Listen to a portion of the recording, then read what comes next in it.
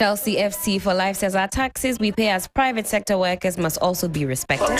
The moment they get the privilege to wear the uniform doesn't mean that we should be disrespected or disregarded.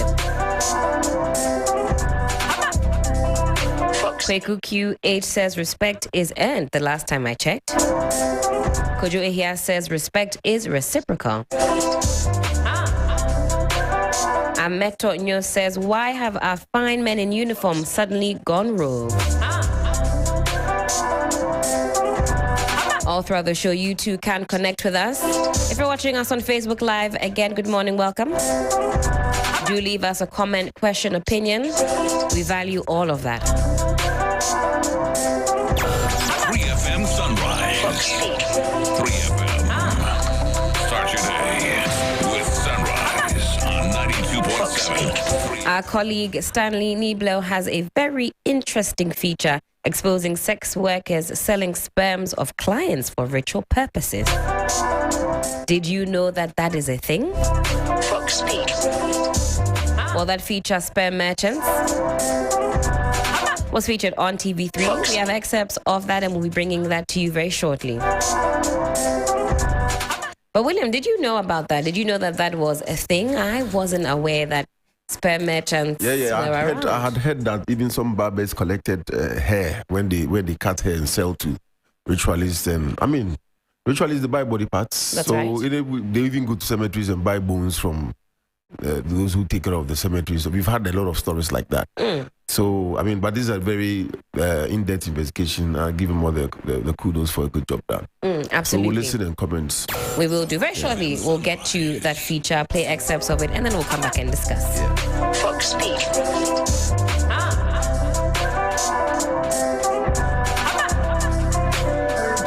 3FM Sunrise.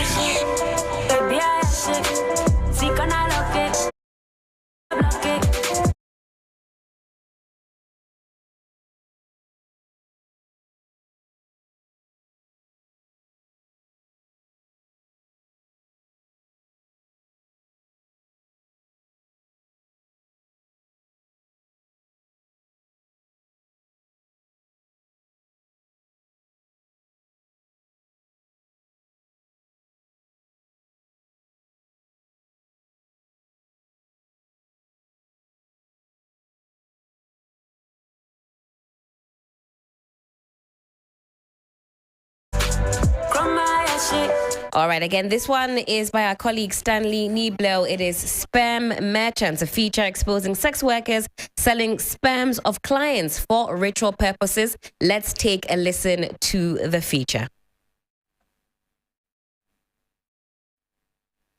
All right, it's coming your way.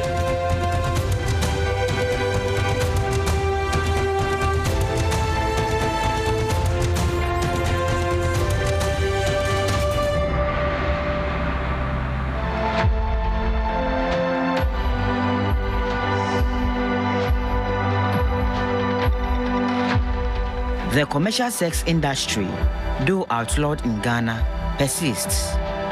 With the advent of social media and instant messaging platforms, the trade, touted as the world's oldest profession, has found a way to evolve and adapt. Hookup is the whitewashed name for the trade amongst the current generation now. In Ghana, the services of hookup girls are patronized. For many sex workers, money is often the reference reason for venturing into what is also seen as a dangerous trade. As such, they would do anything to earn more money in their line of work. An unfortunate reality is a belief that parts of their clients' body parts could be engaged for money with cultists who need them for their rituals. This has led many into the sale of the sperm of customers. Sperms collected in condoms during their sexual escapades with their clients are secretly sold out. The first time I heard about this was when I visited a source at a slum inhabited by sex workers near the Kwame Nkrumah interchange in 2017.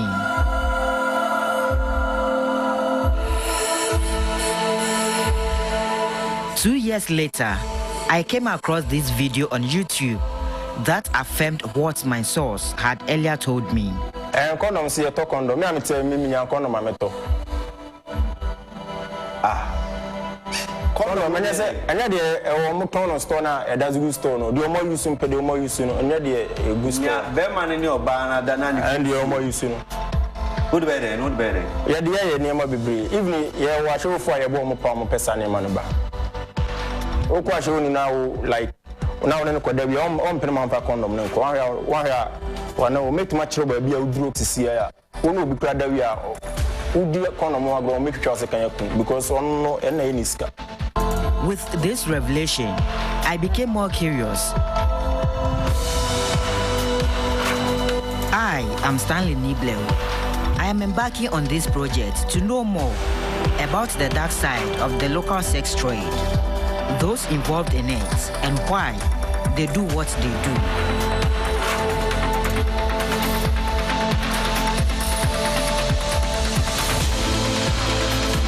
Initial investigations revealed that the sperm trade is common in the Upper West, Ashanti, and Greater Accra regions.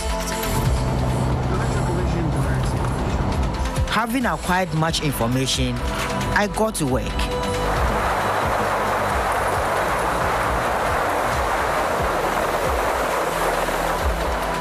Wa, the capital of the Upper West region, was my first port of call. I was led to a popular hotel at Nakore, a suburb of the regional capital. The hotel had been turned into a brothel because the sex workers believed to be from neighboring countries have taken over the rooms and paid off the daily charge to ply their trade. Some of the occupants, we understand, have been staying at this hotel for close to 2 years. In this hotel, the sperm market is run by a cartel. Not just anybody can buy from these ladies. You would have to be a known client, or you have to be rock solid and not a spy. I first met Gloria, not her real name, in one of the hotel rooms at Nakore. Before then, my fixer has already discussed with her about me and my intent to purchase some sperm. She was meeting me for the first time, so she was suspicious and careful dealing with me. She denied knowledge about the sperm sale for rituals and became more hostile as a measure to test whether I have come for a genuine business. It took 4 days to convince her and gain my trust after telling her I worked for a secret cult and that the sperm I wanted to buy was a requirement. On the 5th day, she met me at the hotel I was lodging to deliver the first consignment. She brought 15 pieces of used condoms containing sperms of clients. A condom containing sperm cost 100 cedis at the time.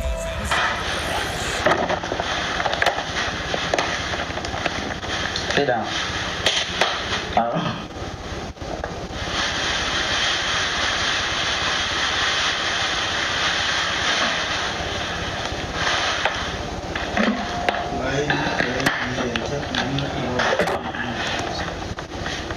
Count these first.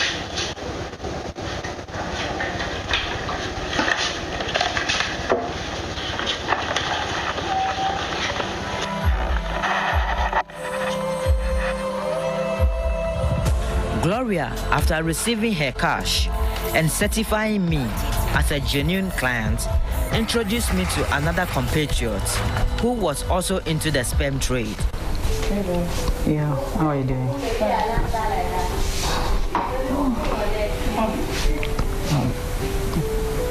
Police well. Hello, good morning, Favor. Hello. How are you? I'm fine. I will look at the way you do that. I will come. Which one then? Do you have some of the things? Yes. How many? 10. 10. Oh, okay. Yeah. Okay. So you don't worry. I'll call you to come. Okay. Okay. I hear.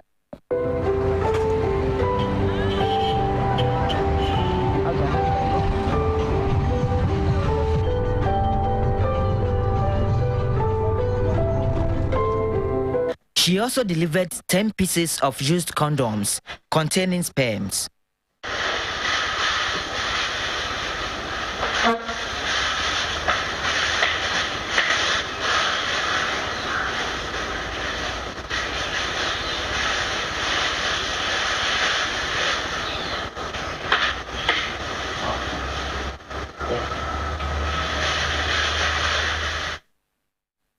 As before being returned, because the first day she returned, income like 10, it's 10,000, like 1,000, like 100 to the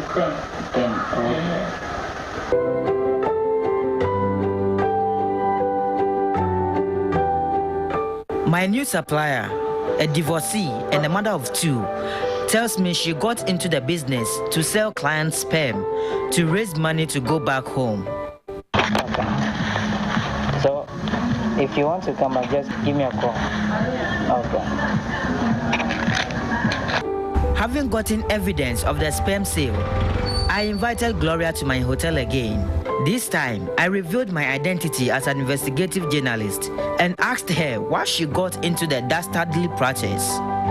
If somebody bring me Ghana, yes, I should come and use my vagina and pay 50 million. And I pay the money. You finished paying? Yes, I paid the money, so I have to leave for my own. Why? My mother knows I'm paying this thing. She will disown me. Hey, I'm the only daughter of my mother. She said persons who identified as men of God and money ritualists known as Sakawa boys are often people who request for these sperms. Armed with this disclosure, I then decided to delve deeper into the issue, but she warned me that this could be dangerous and that I could lose my life. The cartel that Gloria and her colleague belong to is also affiliated with other groups in Accra.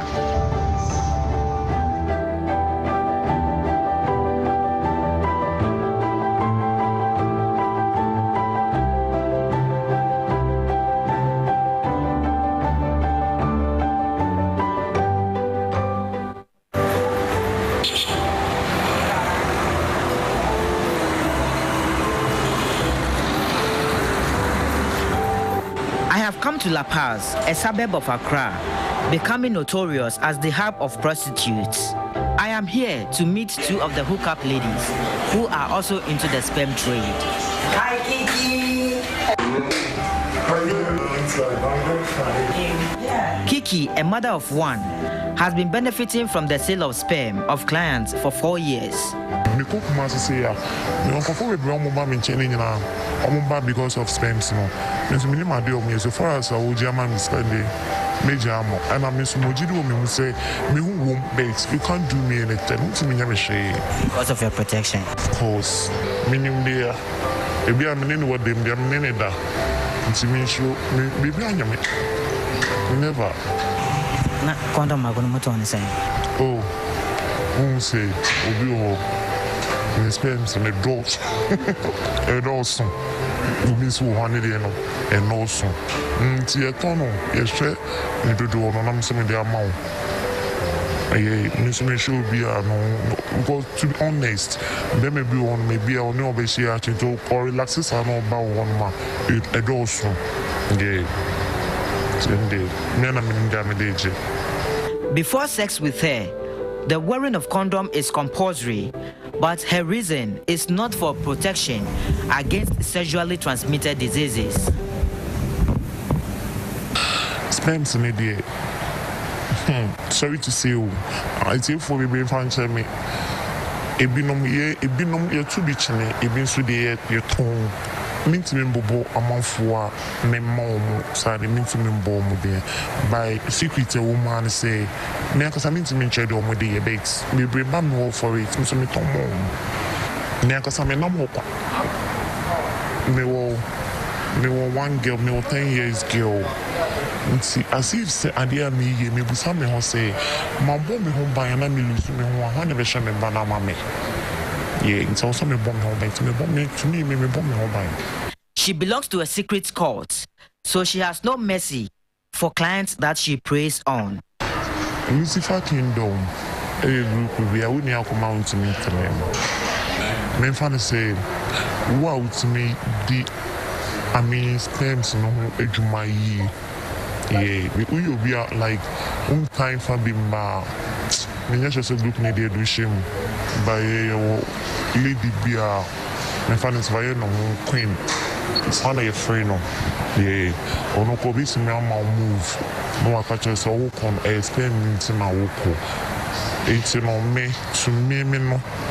Me side no me ko move na e woni pa no wa.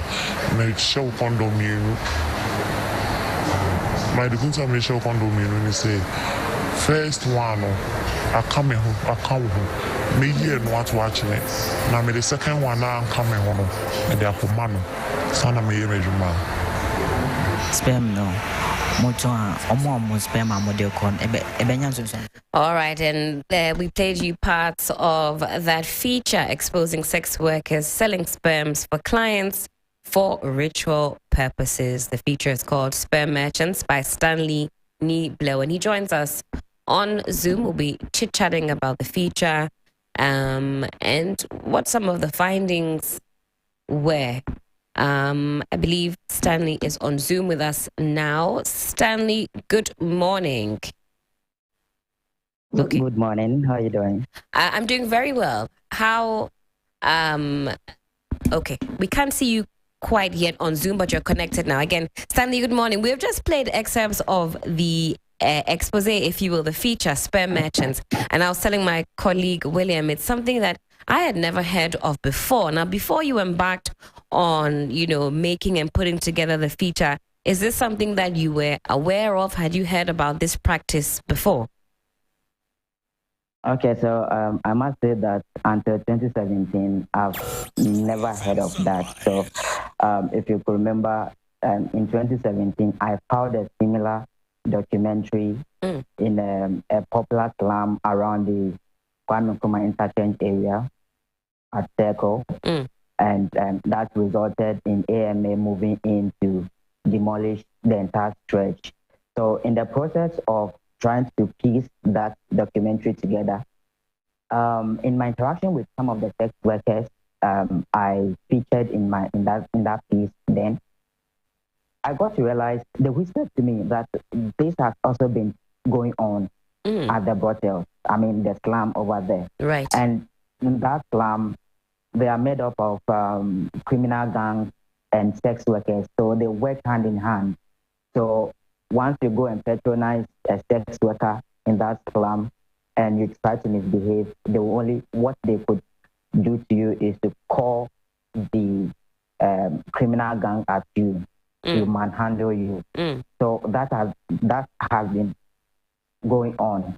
And then with the sperm, I think two of the sex workers mentioned to me, but I was like, if this is actually happening in this modern age, then it's something that I needed to delve deeper to find out who are the faces behind this. And so when I finished with that piece, I came home, and one day I was surfing the internet, and then I came across a video for the first time, like having a Sakawa guy confessing on camera that this is what they've been doing. And I said, okay, so this actually confirms what I was told at the slum in 2017.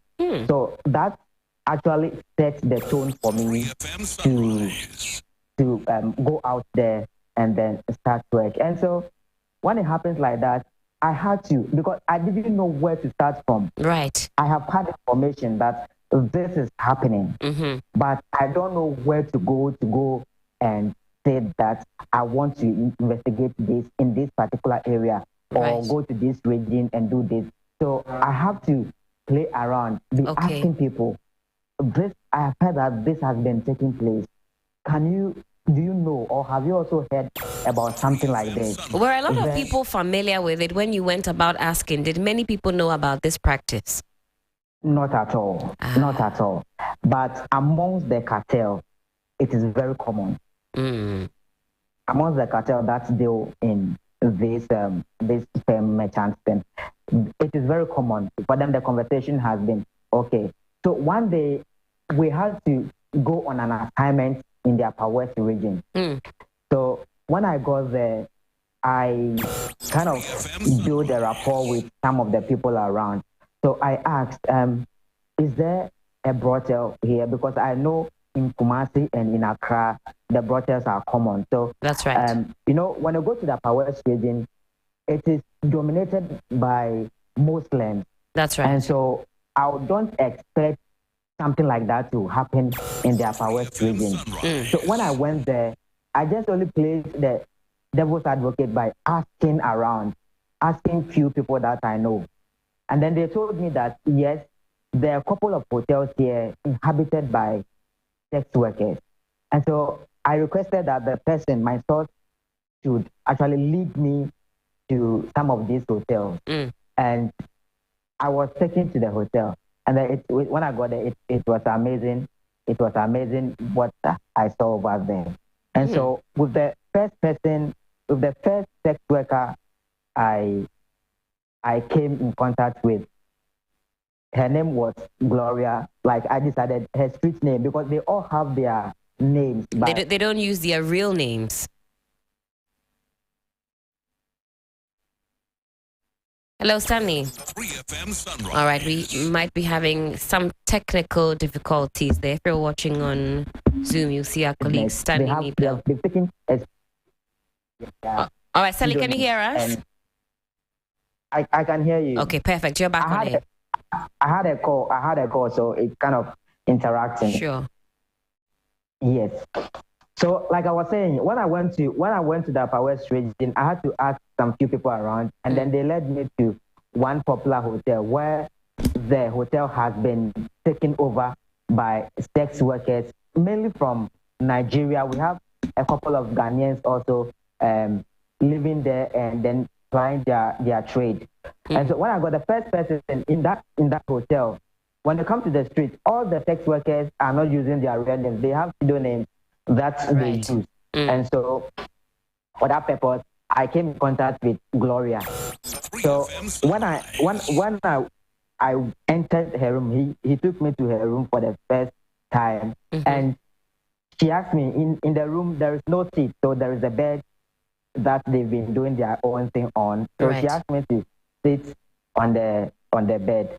And then immediately she thought I was coming to patronize her. So she started to undress herself. And I said, no, hold on.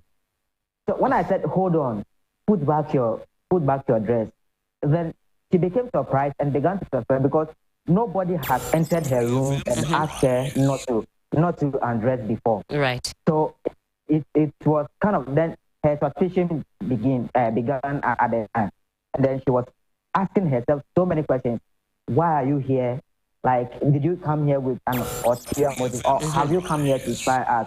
And actually, she also suspected that probably I was with the police. I was working for the police, and I would actually expose them for the police to come after them. And so she got angry that very night. She got very angry. So I had to play around. I couldn't go straight to the point and ask her that this is the reason I have come.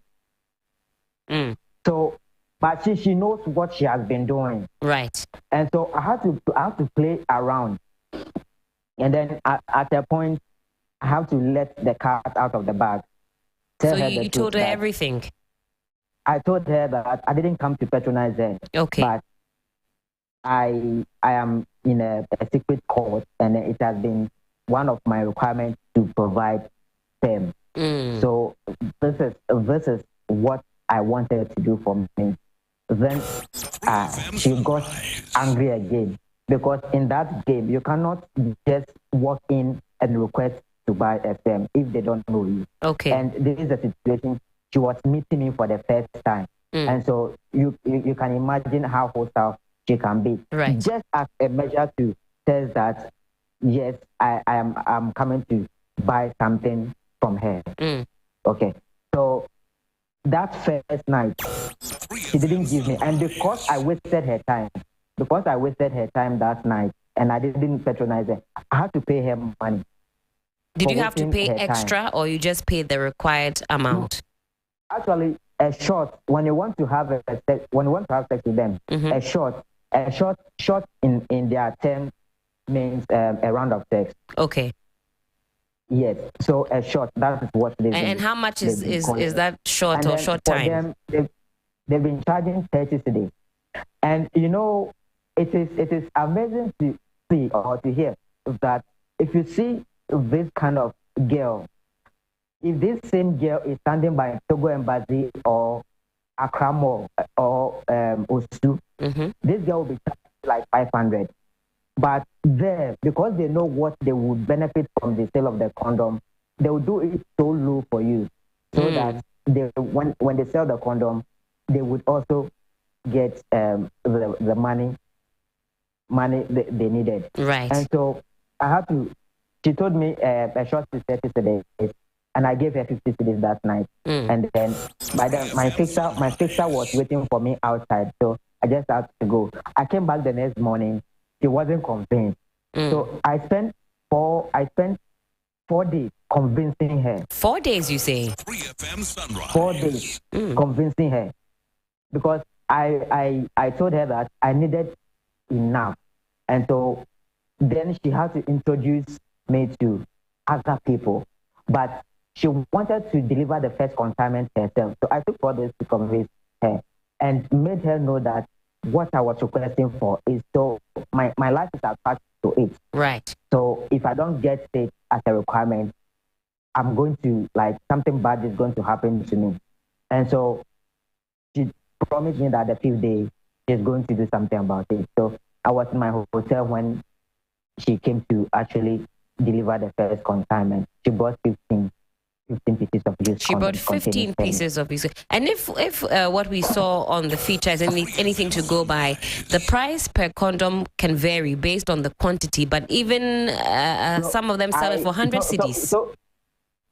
So I had to bargain. You see, I have to bargain because I told her that this is going to be like a ritual, a weekly ritual. I'll be coming to her weekly to buy it. So she's going to be my client, and then I will also be her customer. Right. Okay. So that conversation took place. So I have to beat the price down, negotiate the price. Okay, I think Stanley's line might be frozen. Again, he's just giving us an account of how he... okay, he's back on the line. 3FM Sunrise. Hello. Yes, Stanley, you're back on the line. Great. So after I paid her the money, then she introduced me to another person that is also into the trade, and then she also came to deliver 10 pieces of used condoms. Then it was back and forth, but it actually took me like 5 years because I conceived the idea to investigate in 2017, and it took me this whole period to actually put together this piece. And then also in the course, in my conversation with the lady, the Gloria, that is the first lady sex worker I met. Right. She was brought in from Nigeria by a madam to come and work as a sex worker for her. So after she finished working, she served her madam in Kumasi. So when she was freed after paying that bounty that the madam requested, then she left for Accra to continue her trade. So when I met her in a while, she showed me where she has been plying her trade at Domi with people. That was where most of these sperm merchant activities had been taking place in Accra. She showed me where if I go, I'll get. So when I got back to Accra, I went to survey the place. I saw everything, all the buildings and the hotels he mentioned to me in one. When I came back to Accra, I went to Domi to go and survey and have a look for myself. Right. So they also connected. They also affiliated. Like I told you, it's a cartel. So if there's a cartel in what, they have people in Accra and other regions that also do this same thing. Right. And so Stanley, quick question on this cartel business. Is it that everybody involved in it is a sex worker, or are there non-sex workers who can be part of the cartel who also are able to sell sperm to those who are asking for it? Sunrise. So, yes. So, there are people, they are ordinary, they are men. Okay. They are men in this game. Okay. They are men in it. But they are connected to the sex workers. So they serve as intermediary between the end users and the buyers. Okay. So they go and buy from the sex workers and also sell it to the people. But there are times that the end users themselves contact the sex workers directly for it. And I must also tell you that it's not every sex worker that is into this sperm merchant activity. Okay. Okay. Because I tried a couple of Nigerian sex workers in Circle. I was with them for I was constantly with them for 3 good months. And I was requesting for, I think the beginning of the documentary, the first lady in that peach dress, right, walking from the beginning of the documentary. Yes, I was with her for good 3 months at the slum, constantly asking her, pleading with her, telling her everything to just sell the sperm to me.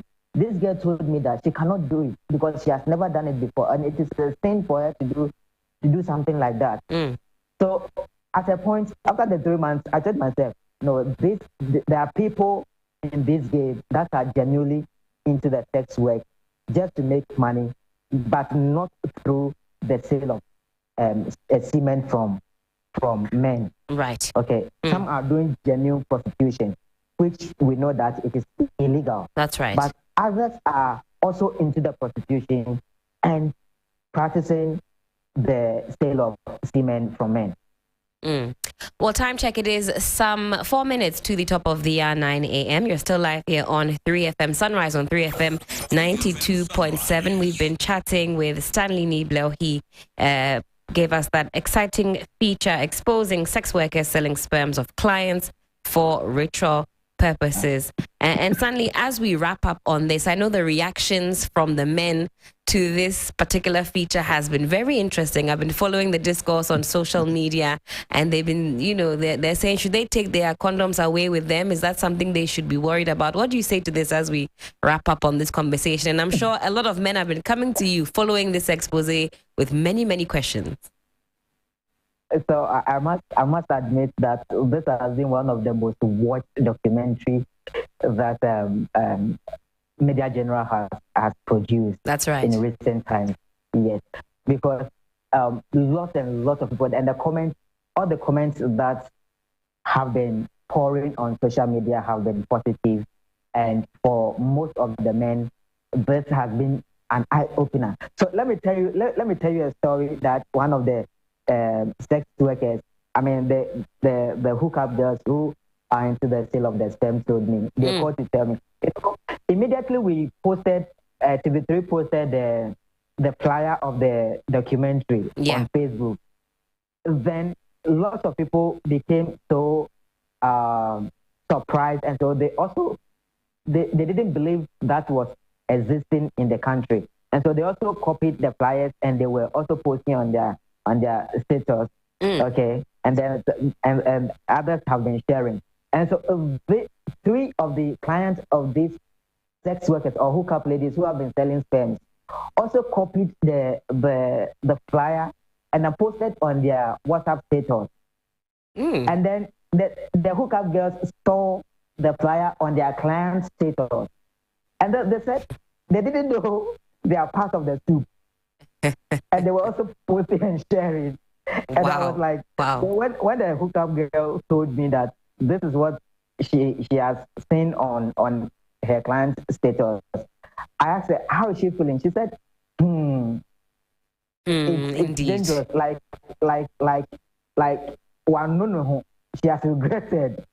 Maybe, can imagine. And then the fear was that if the client got to find out that she's the one in the documentary. Probably she's going to lose her clients, a couple of the clients. Right. And so that was a fear for them. Yes. But I must say that this has been an eye-opener documentary for men. And I think the law has been clear because according to Captain Appiah-Ampofo, who is a legal practitioner, for him, there is no law in the country that criminalizes the sale of semen of men. But if you are caught in the act of selling your body, you can only be charged for indecency or plying an illegal trade without a certificate or a license. And so this is it. And so now the responsibility lies with men who engage these ladies to be extra careful, extra vigilant about what they do and how they go about. And that's very important. Well, thank you so much, Stanley, for this and for giving us some background and some intel on how it was putting together this expose. William, very interesting indeed. A lot of the comments by the men on some of the social media platforms, they say they'll take their goodies with them. They won't leave it with them. Okay, Stanley, let me just say goodbye very quickly to you. Okay, I think he's off the line now. If you were watching him on Zoom, he was giving us some background on how he put it together. He mentions the Upper West region even, and I was quite surprised that even up north we're seeing all of this. He said there were brothels there. There's this assumption that everybody who comes from the northern part, not northern region, but northern part of Ghana is a Muslim. I mean, that's not the fact. You go to areas, we have a lot of Catholics in the north, we have a lot of Christians there, so that's how I want to react to that one. And then the issue of sex. Sex for me is I mean, it is out of sex that we all, if you like, came into this world. That's right. So it's a very powerful phenomenon, and it hits you like the way water and food will hit you. So definitely, the business of sex trade has been with us since Adam. I mean, it's the oldest profession in the world.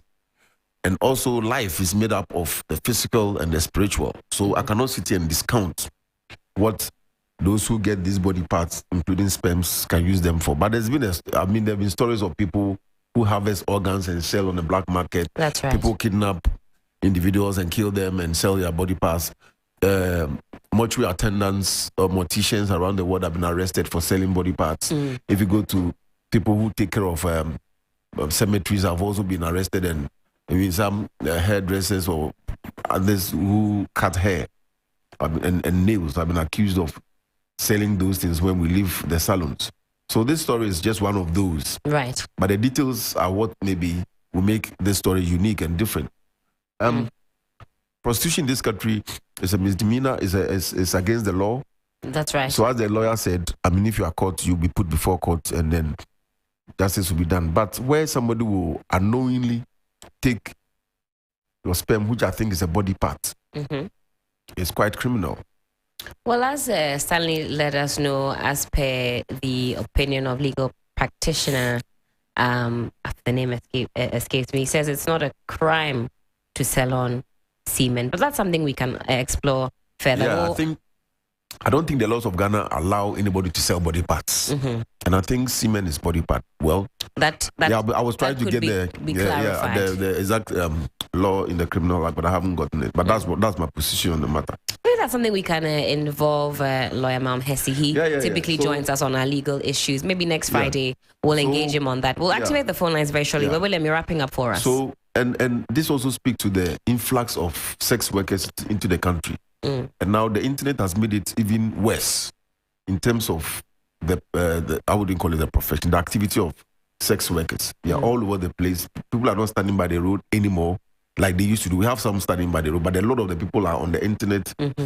And also this speaks to the way we treat sex in our part of the world. Right. Where sex in all forms, apart from the one within marriage, is accepted because of our religious, if you like, Christian orientation. So the question is, if I decide never to marry, does that mean I should never have sex? So these are very interesting questions that as a society, we should begin to reconsider. And married people should also take the issue of sex seriously, because if one partner is not getting what he wants or what he thinks he deserves, then these things will happen. They'll go out and get into some of these situations. So the sexist issue, the way we see it because of our religion or religious background, is very difficult to talk about, especially on air. That's but right. It's a fact that is creating a lot of problems. I mean, this is a spiritual thing. People are saying that they are occultists, they are worshipping this, and they are using your body part. So I go to a barber and I've cut my hair, I've left my hair there. These individuals who patronize the sex workers, they leave the brothels or the hotels, they've left something there. And now this is what we are hearing. And I'm wondering how those who have done that before will be feeling the psychological trauma. Of wondering where your body parts your body parts are, and the effect that some of these rituals may have on you ultimately. So these are things that as Africans, I mean, it just doesn't happen in Africa alone. I mean, people think when it comes to occultism and all those, it's just Africa. We go to the rest of the world, they have all kinds of things going on. Oh, yes. So it's also important that we also take our spiritual life seriously. Yeah. All right. Well, on that note, let's activate the phone lines. You too can weigh in on a number of things that we've discussed this morning, the happenings in Ashaiman, this expose by our colleague, State of the Nation address, and so on and so forth. The numbers that you need this morning, 0208 227 290, 0208 227 290. You can also reach us on 0592 928 795. That's 0592 928 795. We'll take your calls and we'll take your thoughts. We've got a caller on the line. Hello, good morning. Hello, good morning.